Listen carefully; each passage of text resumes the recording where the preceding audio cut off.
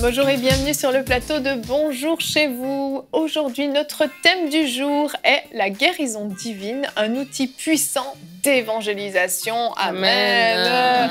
Bonjour à vous tous. Bonjour. Je suis encore avec mes 4 invités et Nadine, ma chroniqueuse préférée. Oh, ça vient du cœur, ça vient du cœur. J'avais envie que je le dise. On en a eu une super belle émission hier avec chacun d'entre vous. On a parlé de de l'évangélisation dans les rues. Je pense vraiment que des gens sont sortis de leur timidité, sont sortis de leur carapace et puis ont pris des décisions. En tout cas, j'espère, même peut-être certains d'entre vous, depuis l'émission d'hier, vous êtes sortis dans la rue et vous avez décidé d'aller évangéliser. Et puis ça me réjouit vraiment, je crois que ça a porté du fruit. Et aujourd'hui, on va parler de la guérison divine qui est une magnifique porte d'entrée, un magnifique couloir pour l'évangélisation justement. Et donc, je vais vous présenter rapidement Jonathan Bouchard, pour commencer, évangéliste depuis pas mal d'années maintenant. Tu as une chaîne YouTube, page Facebook aussi pour ceux qui veulent te suivre. Ouais, on a beaucoup de matériel disponible pour justement aider les gens. Sur Facebook, vous pouvez nous suivre sur Disciples des Actes, l'histoire continue. Et puis sur YouTube, c'est à mon nom, Jonathan Bouchard. Excellent. On a du matériel, des vidéos de guérison dans les rues, en toute simplicité. On a du matériel d'enseignement, vraiment, pour que les gens qu'il n'y ait plus d'excuses, soient équipés pour le faire. C'est bon, ça, c'est très bien. Marlène et Éric Leblanc, bonjour à vous deux. Bonjour. Vous êtes tous les deux les fondateurs du ministère Évangélisation de Puissance que vous allez nous présenter en fin d'émission avec Nadine. Oui, dans Culture et Médias, on va parler de ce ministère vraiment puissant qui fait des choses très concrètes sur le terrain. Donc, ça va aussi inspirer les gens, je crois, et puis on va en parler tout à l'heure. Exactement. Et on termine avec toi, Olivier Waro. Tu es pasteur de jeunesse et responsable de l'évangélisation à l'Église sans frontières, ici, dans notre belle région du Québec. Oui, il fait froid. Oui, il fait froid. Pour un Réunionnais, c'est normal. On dit bonjour d'ailleurs à tous nos amis réunionnais qui nous suivent. Je suis sûre que tu as des amis en plus qui te Oui, suivent. certainement. Ils sont là, ouais, vas-y Olivier, représente la Réunion. Aujourd'hui, donc, comme je l'ai dit, on va parler de la guérison divine. Et vous 4, vraiment, quand vous sortez dans la rue pour témoigner, la guérison divine fait partie intégrante vraiment du temps que vous passez avec les gens. Et puis, Olivier, on va commencer avec toi, si tu le veux bien, dans la pensée du jour. Donc aujourd'hui, je voulais simplement vous encourager avec cette pensée, la guérison divine, un outil puissant dans l'évangélisation. Et j'aimerais commencer par dire que Dieu est un bon Père, Dieu est bon et Dieu veut guérir. Il a envoyé Jésus-Christ à la croix pour nos péchés, mais également il a pris sur lui nos maladies. Dans Ésaïe 53, au verset 5, on peut voir que c'est par ces meurtrissures que nous sommes guéris. Donc Dieu, de son côté, c'est réglé. Dieu veut guérir, Dieu veut agir pour toi et pour moi. Et dans le cadre de l'évangélisation, je notais ici que bien plus que la guérison seulement, je dirais que c'est le miraculeux qui rend l'évangélisation puissante et efficace. Pourquoi? Parce que les gens ont cette opportunité de goûter à un Dieu qui est vivant, qui est présent, qui se manifeste pour eux à l'instant présent. Pas juste un Dieu qu'ils entendent parler dans la prédication, mais un Dieu auquel ils peuvent voir les attributs, ils peuvent goûter à ce Dieu. Et lorsque la guérison se manifeste, Dieu se manifeste en réalité. On peut voir dans Luc 5 au verset 8, ici Pierre vient d'avoir un face-à-face avec Jésus lors de la pêche miraculeuse. Et on voit qu'il dit « Seigneur, retire-toi de moi parce que je suis un homme pécheur ». À cause de ce miracle, ça a été tellement puissant, ça a bouleversé cet homme. Ça a fait que sa nature pécheresse a été révélée. Il a vu Jésus comme son Seigneur. Et il s'est converti à ce moment-là, il a accepté Jésus. On voit dans Jean 4, 39 également, plusieurs Samaritains de cette ville crurent en Jésus à cause de cette déclaration formelle de la femme. Il m'a dit tout ce que j'ai fait. Et l'histoire commence ici avec Jésus qui donne une parole de connaissance à la femme samaritaine. Et cela a déclenché un processus d'évangélisation. Elle a ramené tout un village à Jésus, mais tout ça a commencé dans le miraculeux. Donc la puissance de Dieu, les signes, les miracles, les prodiges sont là pour confirmer le message et font que les gens puissent rencontrer Dieu. Cela rend évident l'existence de Dieu. Et dans le cadre de la guérison, il y a une histoire que j'aime beaucoup. Ça se trouve dans Acte 3, au verset 9. On voit ici, tout le monde le vit marchant et louant Dieu. Il reconnaissait que c'était lui qui était assis à la belle porte du temple pour demander l'aumône. Et ils furent remplis d'étonnement et de surprise au sujet de ce qui lui était arrivé. Comme ils ne quittaient pas Pierre et Jean, tout le peuple étonné accourut vers eux au portique dit de Salomon. Je trouve cette histoire impressionnante. Pierre et Jean viennent vivre la Pentecôte. Ils sont en feu, ils sont remplis du Saint-Esprit et ils vont prier pour ce malade. Cet homme est guéri. Et il commence à louer, commence à chanter.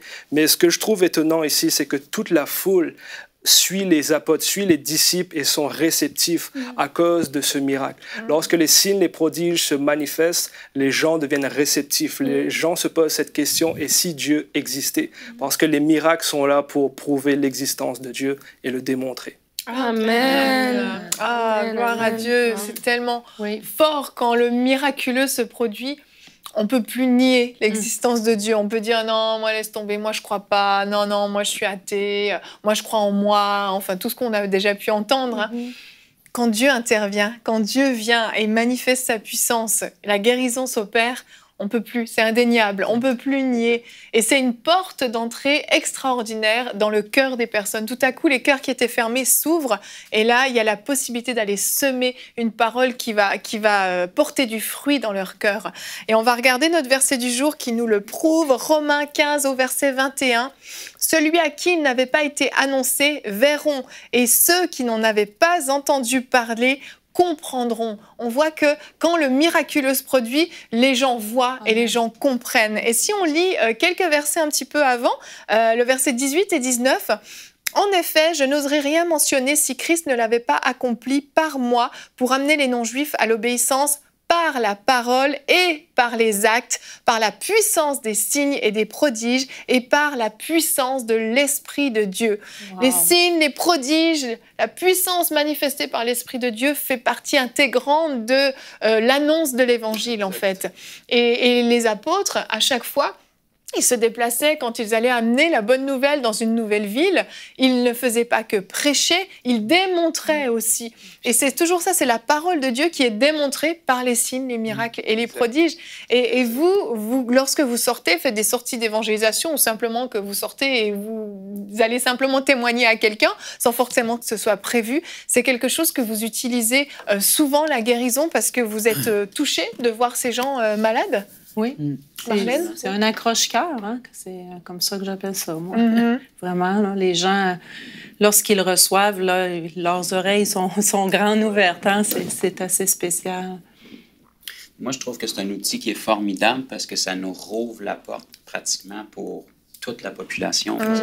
Plus on approche de la fin des temps, malheureusement, si l'Église n'est pas à l'œuvre, il y en a un autre qui est à l'œuvre. Les gens sont...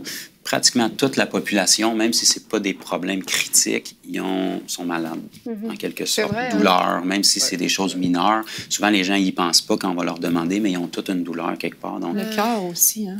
Oui, le cœur brisé. Le cœur brisé, Fait que moi, je trouve que ça rouvre l'accès à la personne parce que si vous approchez quelqu'un pour la prière, pour la maladie, pour une douleur ou les maladies, par exemple, bien, vous allez avoir deux réponses. Oui, pourquoi ou non, pourquoi.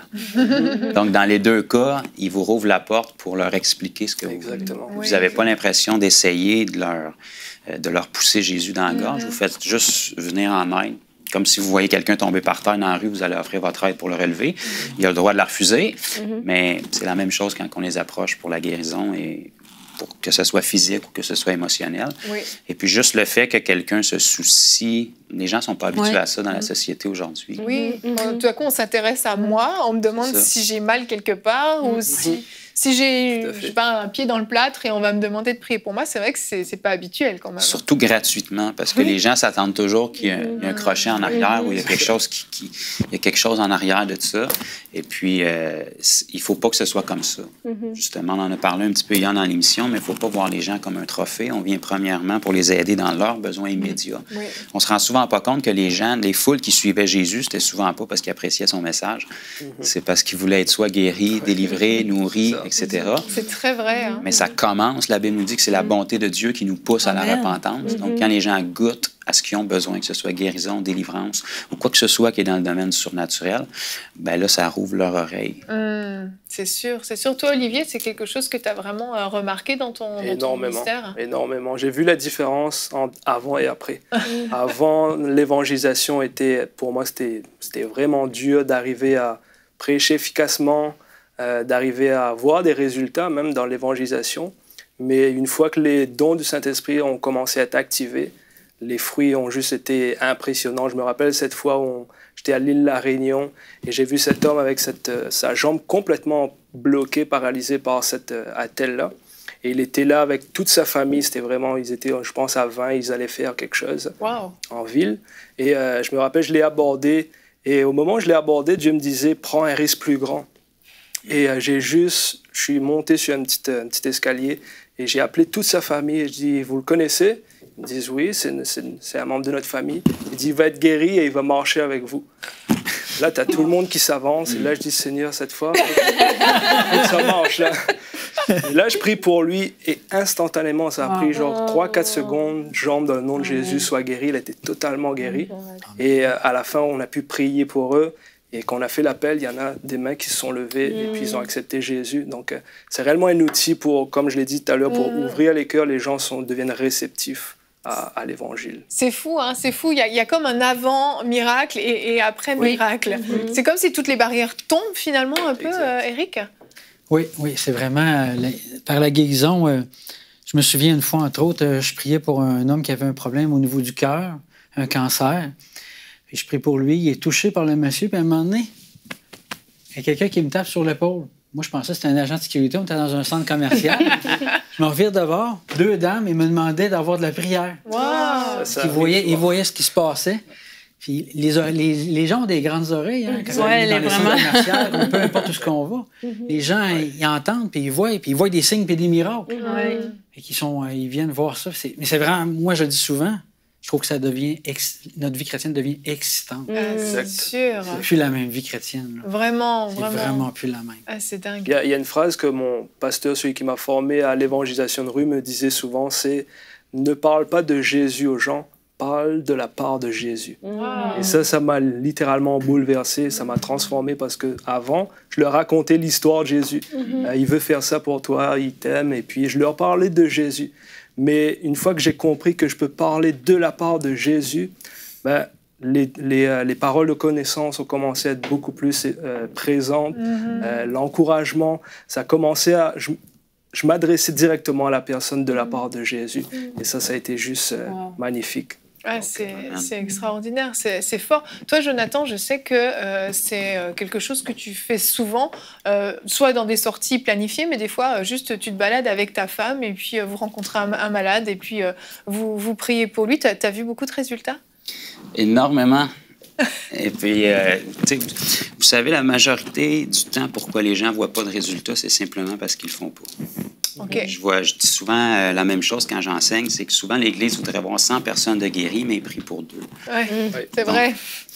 Même en mathématiques, si vous êtes trop fort, le calcul ne fonctionne pas. Effectivement, si on veut voir 100 personnes de guéries ou de touchées, il faut au moins prier pour 100, puis ça, c'est à 100% de réussite. Donc, donnez-vous une porte un petit peu plus grande que ça. Puis le meilleur évangile à apporter aux gens, c'est celui qu'ils peuvent vivre. Il faut transporter ça, puis comme c'était partagé, le miraculeux, c'est contagieux. Les gens, autant dans le monde que dans l'Église, ont toujours couru après le surnaturel. C'est pour ça que s'ils ne le trouvent pas dans l'Église ou parmi les enfants de Dieu, bien, ils vont aller le chercher à travers d'autres moyens occultes, où est-ce qu'ils peuvent vivre une expérience, ou à travers les drogues fortes, où est-ce qu'ils vivent quelque chose de concret. Souvent, les gens sont dans le monde et ils vivent des expériences réelles. Ils sont malsaines, mais sont réelles. Puis on les amène avec le Dieu tout-puissant qui est censé être... Rien n'est impossible à Dieu, mais ils ne peuvent rien vivre. Donc, le message cloche. Il y a quelque chose qu'il faut leur faire expérimenter. Et puis, pareil comme le passage qu'on a partagé tantôt, où est-ce que le boiteux a été guéri puis que ça l'a attiré les foules. C'est ça que le surnaturel a comme effet. C'est ça. Encore hier, tu parlais avec mon épouse, on est allé acheter des choses qu'on avait besoin au magasin. Puis dans la ligne d'attente, il y avait un monsieur d'un certain âge avec une marchette. Un déambulateur. Donc, j'ai pas besoin de parole de connaissance pour savoir que c'est sûrement pas pour le style qui se promène. Amen. J'ai simplement, comme on a partagé hier dans l'émission, j'ai engagé la conversation, tout simplement. Et puis, on a partagé. J'ai payé mes choses avec mon épouse. Puis, elle me connaît. Fait qu'elle sait un petit peu où est-ce que je m'enlignais. Et puis, on a poursuivi la conversation avec le monsieur à l'extérieur, puis il a accepté que je prie pour lui. Il y avait eu un accident de voiture 2 ans auparavant, puis il y avait des gens autour qui regardaient ça, puis sans savoir ce qu'on faisait, parce que c'est pas un spectacle. Non, c'est ça. Hein. On veut pas mettre la personne plus mal à l'aise qu'elle l'est. Puis je priais pour elle, puis la petite fille... Des gens qui étaient là sont venus me voir, puis la petite fille a dit « On ne sait pas ce que vous faites, mais ma mère a des gros problèmes de dos, pouvez-vous l'aider? » Les gens sont à la recherche de ça, en fait. Absolument. Oui. La dame, c'était une personne qui travaillait dans le magasin qu'on venait de sortir, mais là, elle ne travaillait pas ce journée-là, puis elle s'était bloquée un nerf dans le dos, elle a été guérie instantanément. Puis elle est repartie bouleversée, surtout quand on lui a expliqué que c'était Jésus qui venait la guérir. Amen. Mais ça coupe des arguments. Exact. Parce que devant la puissance de Dieu, on est sans mots. On peut avoir notre opinion, mais on n'est pas là pour convaincre les gens que Jésus est réel, on est là pour leur montrer.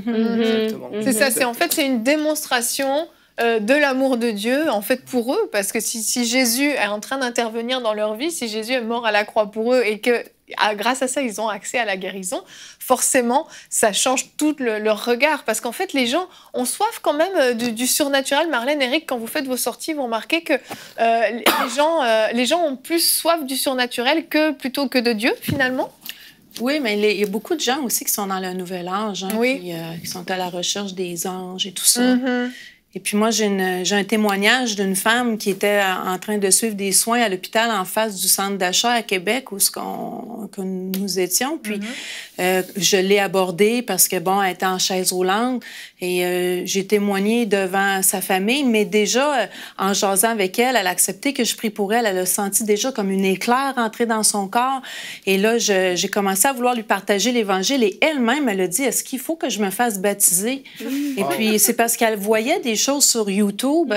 Et j'ai dit, ben là, c'est sûr, ça l'a développé une conversation. Mais en ce soir-là, cette femme-là, elle a eu des guérisons dans son corps. Elle couchait à l'hôtel à Québec, mais je l'ai invitée à venir chez moi pour parler de l'Évangile davantage. Je lui ai présenté vraiment tout l'Évangile et elle a accepté de se faire baptiser directement. Aujourd'hui, elle est vraiment une disciple de Jésus qui partage. Alors, je suis sûre que même elle va écouter l'émission. C'est Annette, c'est une femme extraordinaire qui, sa vie, elle a été complètement changée. Mais ça l'a changé aussi la mienne de savoir à quel point on peut bénir les gens par le nom de Jésus. C'est extraordinaire. Amen, c'est extraordinaire. Et on va passer à notre temps de questions dans la rubrique Évangéliste. J'ai une question, comme Jonathan me le suggérait. C'est vrai qu'aujourd'hui, c'est Évangéliste. J'ai une question. Vous avez tout à fait raison. Jonathan, donc on a Nathalie du Congo qui nous demande est-ce que tout le monde peut imposer les mains aux malades dans la rue? Grande question, ça, parce que justement, on se dit oui, mais c'est réservé juste à ceux qui ont un ministère d'évangéliste, par exemple. Est-ce le cas, Jonathan? Absolument pas. Merci beaucoup. J'ai une petite crainte, là. On a donné la question à la mauvaise personne. C'est une excellente question, puis je pense que ça va aider beaucoup de monde. La réponse, c'est oui, tout le monde, non seulement peut, a le privilège de le faire et a le devoir de le faire. Je préfère commencer par privilège pour pas que ce soit imposé, mais il n'en demeure pas moins que si Jésus est notre Seigneur, il y a certaines choses qu'on doit faire. Et puis, par exemple, Jésus a dit dans Luc 10, versets 8 et 9, il dit « Dans quelques villes que vous entriez, guérissez les malades que vous y trouverez et dites-leur que le royaume de Dieu est près. » C'est vrai. Donc, Nathalie, si tu nous écoutes, si tu es un enfant de Dieu, tu habites dans une ville ou un village et il y a des habitants là, tu es inclus dans la parole de Dieu. C'est aussi simple que ça. Souvent, on veut trouver des versets pour essayer de s'évader des choses qu'on aime moins, mais la parole de Dieu est tellement claire. Par exemple, quand Jésus a donné la grande commission aux disciples, on aime ça se décharger en disant que c'était les disciples qui sont devenus des apôtres, mais dans Matthieu 28, à partir du verset 18-19, où est-ce qu'il dit « Allez, faites de toutes les nations des disciples », en les baptisant au nom du Père, du Fils et du Saint-Esprit. Mais souvent, on oublie la suite qui dit « Et enseignez-leur à honorer tout ce que je vous ai prescrit. Et Jésus a prescrit beaucoup de choses aux 11 qui étaient là, mais entre autres, ce qu'on peut voir qui est prédominant dans la vie de Jésus, partout dans les évangiles, c'est la guérison des malades puis la délivrance des démons. Donc, c'est impossible de faire un disciple bibliquement sans lui enseigner ces choses-là après son baptême. C'est impossible d'être un disciple efficace sans pratiquer ces choses-là après être baptisé. Parce que ça fait partie de l'enseignement principal que Jésus a prescrit à ses disciples. On n'a pas besoin de recevoir une onction particulière ou quelque chose de particulier pour pouvoir aller imposer les mains aux malades? Ben, en fait, oui, c'est Jésus. Donc, on a Jésus ou on ne l'a pas. Oui. Dans la Nouvelle Alliance, il n'y a pas de petite onction ou de grosse onction. Moi, je dis souvent aux gens, quand vous êtes né de nouveau puis vous êtes baptisé du Saint-Esprit, vous avez pas reçu un Saint-Esprit junior qui grandit puis qui va graduer un jour. Vous avez reçu la plénitude du Saint-Esprit, mais il va se manifester à la mesure où vous le croyez. Donc, si on pense qu'il nous manque toujours quelque chose, ben, on va manifester ça. Si on croit la simplicité de la parole qui nous dit qu'on a tout pleinement en Christ, ben, on va marcher de la sorte. On a d'autres versets, par exemple, dans Marc 16, qu'on parle beaucoup depuis les derniers jours, où est-ce que Jésus a dit, encore une fois, d'aller, de faire de toutes les nations des disciples, de prêcher la bonne nouvelle. Il a dit, celui qui croira et qui sera baptisé sera sauvé. Malheureusement, ceux qui ne croiront pas seront condamnés. Mais il a dit une chose marquante après, voici les miracles qui accompagneront ceux qui auront cru. Ceux qui auront cru, on n'a pas besoin de reculer loin. Le verset précédent nous dit, c'est ceux qui ont cru au message des apôtres. Exactement. Donc, la liste qui nous est énumérée là, ça ne s'adresse pas pour les apôtres. Ça s'adresse à tous ceux qui ont cru au message des apôtres. Donc, si 2000 ans plus tard, on dit qu'on est des croyants et qu'on a accepté le message de l'Évangile, ben, un des signes qui est dans la liste qu'on peut lire dans Marc 16, c'est qu'ils imposeront les mains aux malades et qu'ils seront guéris. Ça ne s'adressait pas aux apôtres, ça, bien que les apôtres pratiquaient ces choses-là. Ça s'adresse à quiconque croit au message des apôtres. Il suffit d'être né de nouveau, c'est la seule qualification demandée. Il suffit d'être assez fou pour y croire et de le faire. Et toi, justement, tu équipes régulièrement quand même des disciples, tu fais des disciples régulièrement, tu les formes. Et après ça, vous allez dans la rue, des personnes qui n'ont jamais imposé les mains à des malades décident de le faire et ils vivent des résultats? Absolument, il n'y a aucune différence. Dieu fait exception de personne. Si le Jésus qui est en moi peut guérir les malades, le Jésus qui est en Evelyne ou en n'importe qui nous écoute peut le faire aussi. La seule différence entre les deux, c'est que souvent, une personne va avoir toutes les excuses pourquoi Jésus ne pourrait pas le faire. Donc, nous, on élimine toutes ces excuses-là. C'est ça, exactement. On trouve les malades, on les approche. Souvent, les gens ont peur de ne pas avoir les mots. On fait toute cette partie-là pour eux. Puis ceux qui écoutent, ne prenez pas ça comme excuse. Des malades, on en côtoie chaque jour. Effectivement. Tout ce que Dieu nous demande, c'est de mettre notre main dessus puis de parler quelques secondes, commander la guérison. Vous allez être surpris, je mets quiconque qui nous écoute au défi. Amen. Trouvez un malade, mettez votre main sur lui, puis c'est pas votre prière qui guérit le malade. C'est la foi qu'il y a dedans la prière. Amen. Se multiplier aussi, c'est tellement enrichissant de voir des frères et des sœurs qui reçoivent aussi à leur tour. Que si j'apporte une personne avec moi qui est nouvelle, elle l'a jamais fait, puis que Dieu a passé par elle aussi pour guérir, ben moi, j'ai double bénédiction. Je vois la personne qui est guérie, puis je vois mon frère ou ma sœur qui a reçu aussi. Fait que c'est tellement enrichissant là, de vraiment la multiplication à travers ce que Jésus nous a demandé. Amen. Et Marlène, justement, je reste avec toi puisque tu réponds à la prochaine question qui, justement, continue. Ça complète ce que Jonathan disait. C'est comment imposer les mains à un croyant dans la rue? Donc, c'est Joseph de Suisse qui pose cette question. Concrètement, comment on fait? Parce que quand on ne l'a jamais fait, c'est un peu intimidant quand même. Qu'est-ce que vous expliquez aux personnes que vous formez, justement? Alors, ben Joseph, moi, je voudrais vraiment t'encourager d'abord de t'enlever quoi que ce soit comme fardeau, d'être obligé d'imposer les mains aux malades. C'est vraiment de comprendre, d'être rempli de compassion, d'être rempli d'amour, de vraiment aimer les gens, comme on a parlé dans les autres émissions, et de vraiment avoir le regard de Dieu, premièrement. Et puis, quand on aborde aussi les gens, on rencontre toutes sortes de personnes à différentes cultures, différentes ethnies. Il y a des gens qui ont vraiment eu des grosses souffrances. À titre d'exemple, moi, à un moment donné, j'ai abordé une femme avec une canne. Je pensais qu'elle avait un problème de dos suite à un accident, mais elle s'était fait poignarder. Donc, avant même de prier pour elle, je veux dire, des fois, les gens nous pleurent aussi dans les bras. Donc, ça se fait naturellement. Une autre dame où elle a vécu aussi de la violence conjugale. Donc, notre délicatesse, notre amour envers les gens, c'est ça d'abord là, qui prime. Et puis, moi, souvent, ce que je prends aussi comme truc, c'est si j'aborde deux personnes, exemple, différentes cultures où ce que la femme, elle peut pas vraiment parler à l'homme. Alors, je vais toujours m'adresser aux deux personnes. J'inclus les deux personnes. Je regarde les deux personnes dans la conversation. Et je peux aussi bien dire au mari, est-ce que vous êtes d'accord que je touche, mettons, à votre épouse ou vice-versa, hein, quand c'est soit un homme avec une femme ou quoi que ce soit. Et puis même aussi l'impliquer. Vous, est-ce que vous êtes d'accord? Mettez la main sur l'épaule de votre épouse et je vais prier prier. Donc, en impliquant même aussi l'autre personne, encore là, on a le double joie parce que non seulement la personne, elle reçoit, elle peut recevoir, mais la personne s'aperçoit qu'elle a été participante aussi du miracle. Et là, ça ouvre toute une discussion que Dieu les aime tellement qu'ils veulent les utiliser eux aussi. Et puis, c'est la même chose si je veux aborder un enfant ou un adolescent, je parle aux parents, je demande la permission. La personne, je peux leur demander aussi, est-ce que tu seras offusqué si je mettrais ma main sur ton épaule ou on n'est pas obligé de, si c'est le pied, de se mettre à genoux pour aller sur le pied. Il faut vraiment rester dans la simplicité où des fois, je peux dire, ben, donnez-moi votre main. Alors, les gens sont habitués aussi de donner la main. Ils pensent qu'on va juste donner une main, mais donnez-moi votre main. Je prie chaleureusement, je garde les yeux ouverts, je les regarde ou je regarde à droite ou à gauche. Et puis, il y avait les Écritures aussi où ça m'a interpellée parce que je trouvais que c'était vraiment une excellente question. Et même, on voit Jésus, exemple, l'homme à la main sèche, ou ce que dans les évangiles, Matthieu, Marc, Luc, où ce qu'il lui a simplement dit, étends ta main. Mais nulle part, c'est écrit dans les Écritures que Jésus a imposé les mains ou que même il a pris la main.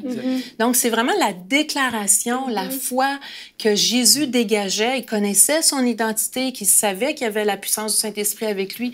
Donc, le fait que l'homme a obéi, a étendu la main, il a eu son miracle. Ou la belle-mère de Pierre aussi, que lorsqu'il soit juste chassé la fièvre, ou dans une autre version, il dit qu'il a pris la main de la belle-mère pour qu'elle se lève. Donc, encore là, ça n'a pas été question de mettre la main sur la tête, la main sur le thorax ou quoi que ce soit. Jésus, simplement en déclarant, même Lazare sort, Lazare, il n'y a pas eu d'imposition de main, puis Lazare a ressuscité. C'est vrai. Fait que c'est vraiment de s'enlever ces barrières-là, de dire, je dois absolument, vu que c'est écrit en mon nom, ils imposeront les mains. Oui, c'est vrai. Si on impose les mains, on croit aussi que les gens reçoivent. Mais si ce n'est pas ouvert, si la personne ne veut pas qu'on la touche, ben, on la respecte. Puis bien sûr, ben, de ne pas aller toucher non plus à des parties intimes ou personnelles, surtout quand c'est homme avec femme. Oui. Alors, preuve de sagesse. Oui, vraiment de sagesse. Et puis, de ne pas intimider les gens. Comme dans les centres commerciaux, le fait, moi, je leur dis toujours, c'est une prière très courte. C'est juste 10 secondes. Et puis, inquiétez-vous pas, je garde les yeux ouverts. Parce que si on se met, on s'accroupit, on met la main, les gens autour regardent, ça peut les intimider. Ça devient un peu un spectacle. Oui, c'est ça. Donc, on crée vraiment cette atmosphère de confiance et puis de...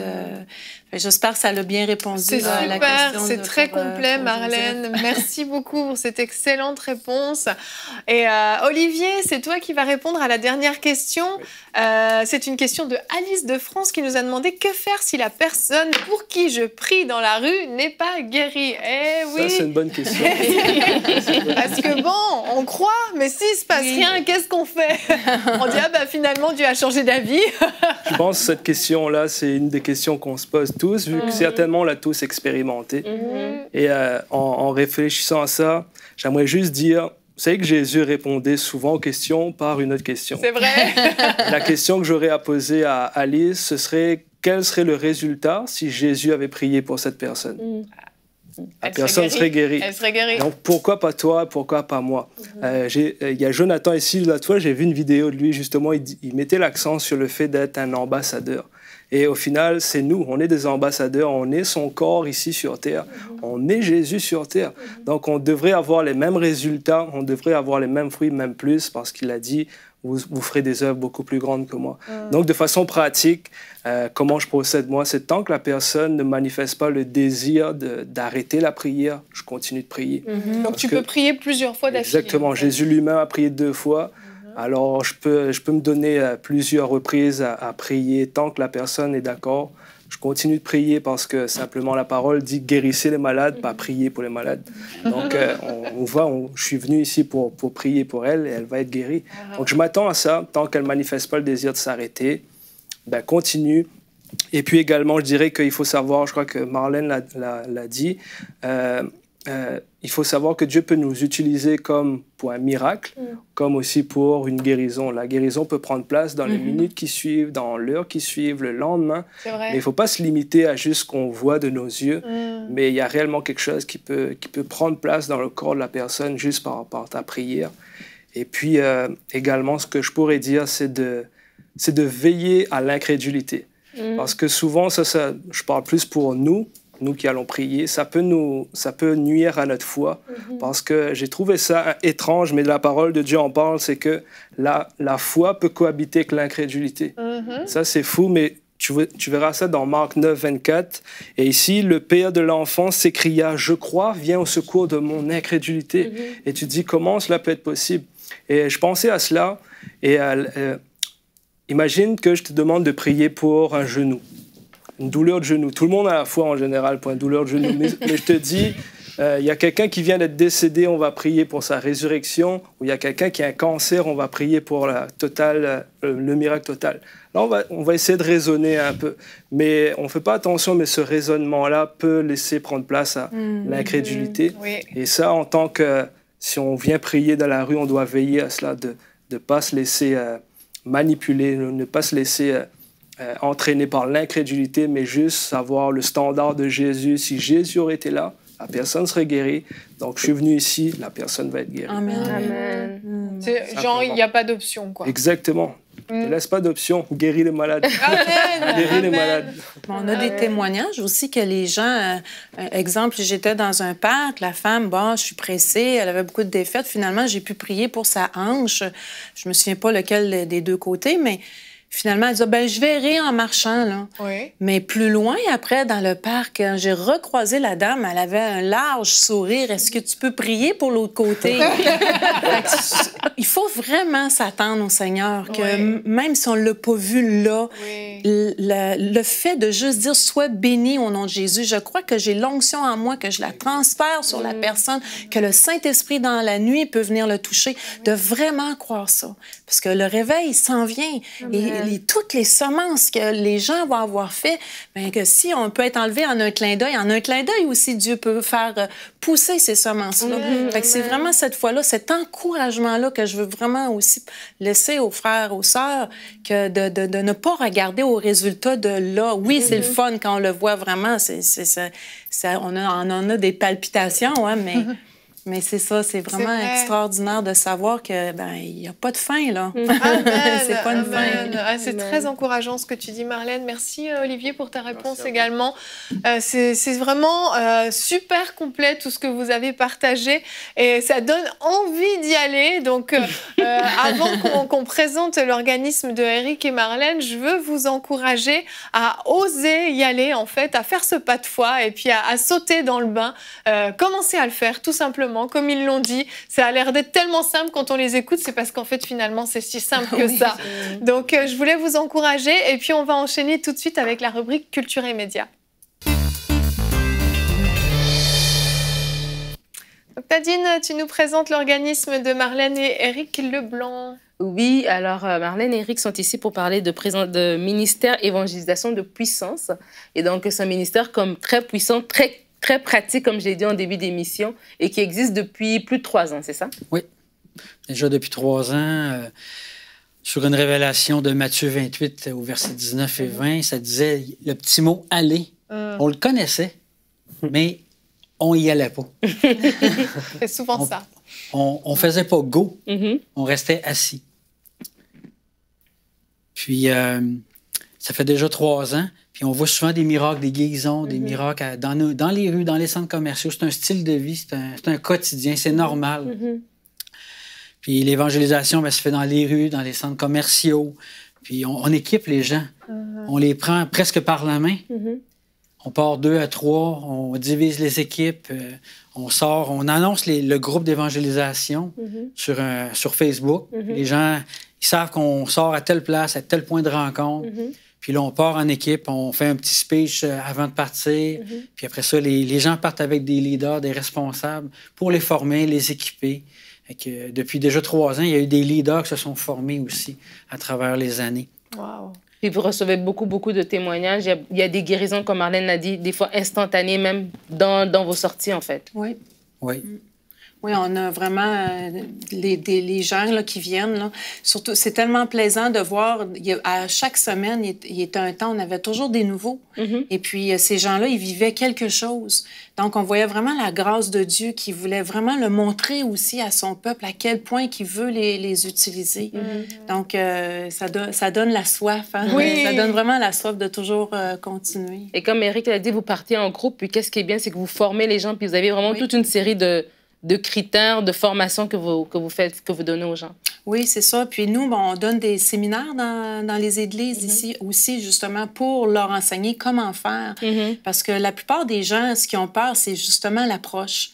Donc, on donne des trucs, des phrases, plusieurs façons de comment aborder les gens. On démontre aussi, à travers les Écritures de la Genèse jusqu'aux Actes des Apôtres, que c'est tous qui sommes appelés, parce que, il y a des barrières, justement, qu'on doit faire descendre chez les personnes. Et puis, à travers les séminaires, il y a justement le côté pratique où on va dans les rues là, avec l'Église même. Donc, comme je disais dans l'autre émission, avant de partir, souvent, les gens, ils ont vraiment le doute. Est-ce que Dieu veut vraiment m'utiliser? Mais quand ils reviennent du séminaire, là, ils sont tellement en feu hein, on a de la misère, tout le monde, on veut parler ensemble, tellement que là, chaque personne a vécu quelque chose. Je me rappelle, la dernière église qu'on était allé dans la région de Sherbrooke, elle avait 25 personnes qui l'avaient pratiquement jamais fait. Puis on n'était pas capable de les entendre parler, ça jacassait. Il y avait, je me souviens, un homme qui ne voulait pas sortir. Ça faisait plusieurs années que tu es au Seigneur, il n'avait jamais fait ça. Puis il a vécu des miracles et des guérisons. Il était enthousiaste, il était dynamique. Quand il est revenu, sa vie a été transformée. C'est ça, ça transforme vraiment des vies, en fait. Vraiment. Et c'est vraiment pratique. On a des photos même qui vont défiler pendant que vous parlez. Que quand vous allez dans les centres commerciaux, comme je disais, avec les gens, vous imposez les mêmes. Ça, c'est important que les gens sachent. C'est que vous formez. Vous avez même une page YouTube où est-ce que vous avez vraiment des cours de C'est ça, des cours de discipolat. C'est des cours de principes fondamentaux qu'on appelle. Parce que si on a souvent, vu que Matthieu 28 dit « Enseignez-leur tout ce que je vous ai prescrit », c'est quand même aussi une faiblesse. Moi, j'amène un bébé, exemple, dans le Seigneur, qu'est-ce que je fais avec? Donc, vraiment, c'est des cours aussi de base, mais qui, de plus en plus que le cours avance, nous amène vraiment à qu'est-ce que c'est un disciple, à comment se reproduire. Donc, puis ça nous donne une sécurité de savoir, mais si moi, j'amène quelqu'un au Seigneur, j'ai un équipement, j'ai quelque chose, de pas juste dire, je vais amener quelqu'un dans l'Église. Non, c'est de vraiment être un père, une mère spirituelle, un coach, on peut l'appeler comme on veut, mais de vraiment être une personne référence. Et puis, si la personne qui arrive au Seigneur, elle a des questions, on est en mesure de répondre parce que, on a la documentation qui est avec. Donc, on a vu qu'il y avait un besoin face à ça, autant si c'est des gens qui sont leaders, qui ont besoin de vraiment avoir un équipement, quelque chose, on peut le faire par les cours YouTube pour ceux qui sont à distance, ou nous-mêmes aussi, on donne des cours pour élever des leaders à travers ça aussi. Là. OK. Donc, si par exemple, les gens qui sont ici au Québec veulent vous contacter, ils le font de quelle manière? Ils peuvent nous écrire sur EM-Leblanc 2010 pour Éric et Marlène Leblanc, emleblanc2010@gmail.com. Sur YouTube aussi, c'est EM-Leblanc 2010. Il y a quelques vidéos. Mais s'ils veulent vraiment avoir comme les cours ou quoi que ce soit, il faut qu'ils nous écrivent en privé là, pour qu'on envoie les liens. Sur le groupe de Facebook, pour ceux qui ont vraiment, pour la région de Québec, qui veulent se joindre avec nous pour aller dans les rues, c'est le groupe Évangélisation de puissance, comme on voit à l'écran sur la carte d'affaires. Donc, ils répondent aux questions pour démontrer leur intérêt. Et puis, quand on organise des sorties, là, ils ont les pop-up pour savoir quand est-ce qu'on sort. Fait qu'ils sont pas seuls. Il y a possibilité vraiment là, d'être avec des personnes. Et puis, les gens, souvent, c'est ça, c'est leur crainte. Comment je vais faire? Non, ils sont toujours accompagnés d'un ancien ou d'un leader. Parce que, il y a eu un roulement, puis maintenant, il y a plusieurs personnes vraiment qui sont habituées de le faire aussi. Ça, c'est important à souligner, c'est que vous équipez les personnes, en fait. Puis une fois qu'ils le font, il y a des résultats concrets. Puis là, ils prennent conscience de leur identité puis de la puissance qu'eux, ils ont aussi de pouvoir guérir les malades. Oui, c'est ça, oui. puis de découvrir leur identité à travers ça aussi, vraiment. Dans l'action, on apprend beaucoup plus qu'en lisant dans un livre ou en écoutant quelqu'un prêcher. Parce que dans l'action, c'est la meilleure prêche qu'on peut pas avoir, la meilleure formation. On va faire des erreurs. Une anecdote qui m'en est arrivée, un moment donné, il y a quelqu'un qui a abordé quelqu'un. « Bonjour, madame, comment ça va? » Puis au moment de proposer la guérison, il s'est mis à bégayer.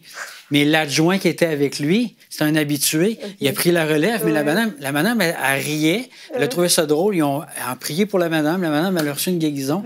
L'évangile était prêché, mais c'était un moment cocasse. Oui, absolument. On peut juste dire, actuellement, je suis en formation, parce qu'avec Jésus, on est toujours en formation. Fait qu'on aborde les gens, actuellement, je suis en formation, je veux prier pour les gens qui ont besoin de guérison. Les gens, il faut rester soi-même. Les gens, mais c'est ce qu'ils aiment, l'intégrité, d'être soi-même, là, ça se ressent, ça. Ben, gloire à Dieu, soyez bénis, ministère évangélisation de puissance, un ministère vraiment puissant, vraiment les gens qui sont dans la province de Québec, en tout cas, je vous encourage fortement à les contacter et aussi ils ont des vidéos sur YouTube comme ils ont expliqué. Exactement, merci Nadine et merci à vous quatre, chers invités, merci d'être venus sur le plateau de Bonjour chez vous, c'était vraiment formidable d'avoir tous vos conseils, de bénéficier de toute votre expérience et puis continuez à faire des disciples et on vous encourage à la maison à faire partie de ces disciples qui portent du fruit, qui vont allumer des feux dans la francophonie un peu partout pour se réveiller.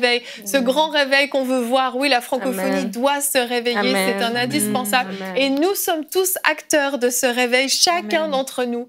Et nous allons nous retrouver demain. Notre thème sera « Sois à l'écoute de ton témoignage intérieur ».